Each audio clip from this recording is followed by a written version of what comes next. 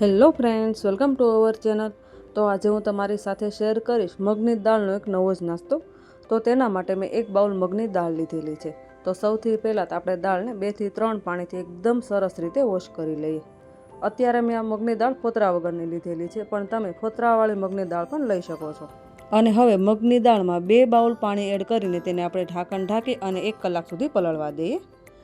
આપણે 1 બાઉલ આ રવો લીધેલો છે। તમે ઘરમાં રહેલી કોઈ પણ એક વાટકીનું માપ સેટ કરીને આ મગની દાળનો નાસ્તો તમે ઘરે એકદમ સરળતાથી બનાવી શકો છો।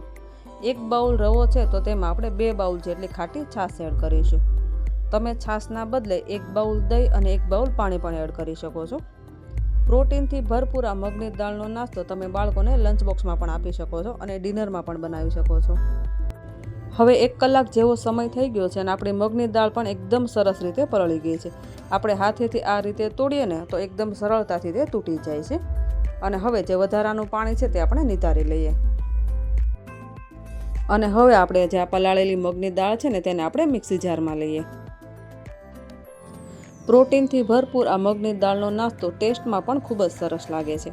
અને હવે આપણે તેમાં મસાલા એડ કરીએ। તો સૌથી પહેલાં તો આપણે સ્વાદ અનુસાર નમક એડ કરીએ। 1 ચમચી જેટલો આપણે હળદર પાવડર એડ કરીશું। 7 થી 8 નંગ જેટલી આપણે લસણની કળી એડ કરીશું। નાસ્તાને થોડો સ્પાઇસી બનાવવા માટે આપણે લીલા મરચાં અને 1 આદુનો ટુકડો એડ કરીશું। અને હવે હાફ બાઉલ જેટલું પાણી એડ કરીને આ દાળને આપણે મિક્સીમાં ક્રશ કરી લઈએ।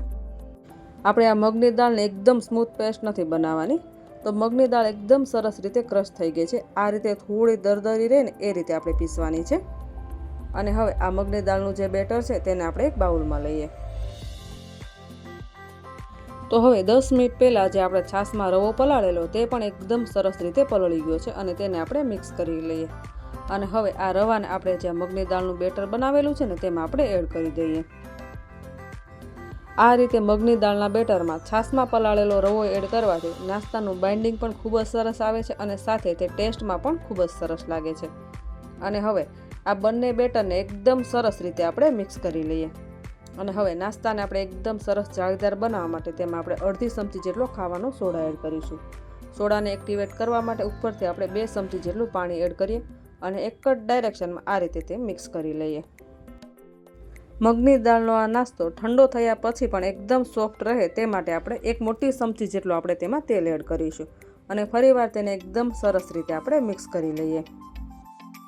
અને હવે ઢોકળા માટેની જે પ્લેટ છે તેને આપણે તેલથી એકદમ સરસ રીતે ગ્રીસ કરી લઈએ। અને હવે આપણે જે રવા અને મગની દાળનું જે બેટર બનાવેલું તે બેટરને આપણે પ્લેટમાં એડ કરીએ। 4 મોટા ચમચા જેટલું આપણે આ બેટર લેવાનું છે।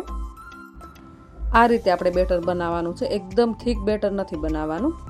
અને હવે ઉપરથી તેમાં આપણે લાલ મરચું પાવડર સ્પ્રિંકલ કરીશું। સ્ટીમરમાં પાણી પણ એકદમ સરસ રીતે ગરમ થઈ ગયું છે। તો હવે જે આપણે આ પ્લેટ છે તેને આપણે સ્ટીમરમાં મૂકી દઈએ અને હવે ઢાંકણ ઢાંકીને તેને 10 મિનિટ સુધી સ્ટીમ થવા દઈએ। તો હવે 10 મિનિટ જેવો સમય થઈ ગયો છે અને આપણે ઢોકળાને એક વખત ચેક કરી લઈએ। આ રીતે આપણે ચપ્પુની મદદથી ઢોકળાને ચેક કરી લઈએ। તો આપણું આ ચપ્પુ છે ને એકદમ ક્લીન છે, તો આપણા ઢોકળા એકદમ સરસ રીતે સ્ટીમ થઈ ગયા છે। અને હવે ઢોકળાનો વઘાર કરવા માટે 2 મોટી ચમચી જેટલું તેલ ગરમ કરવા માટે મૂકેલું છે અને પછી તેમાં 1 ચમચી રાઈ, 1 ચમચી તલ અને 7 થી 8 જેટલા આપણે મીઠા લીમડાના પાન એડ કરી દઈએ।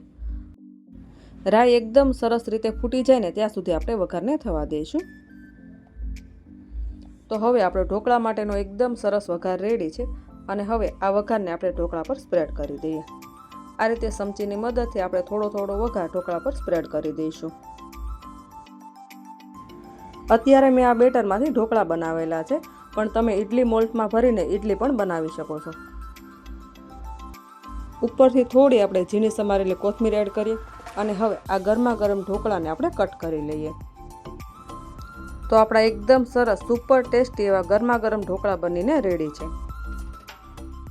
તો હવે આપણે આ પ્રોટીનથી ભરપૂર એવા એકદમ સરસ સુપર ટેસ્ટી ઢોકળાને સર્વ કરીએ। તો તમે જોઈ શકો છો કે આ ઢોકળા એકદમ સરસ સોફ્ટ અને જાળીદાર બન્યા છે।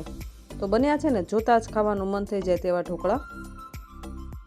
અને આ એકદમ સરસ સુપર ટેસ્ટી ઢોકળાને તમે ગ્રીન ચટણી અથવા તો લસણની ચટણી સાથે પણ સર્વ કરી શકો છો।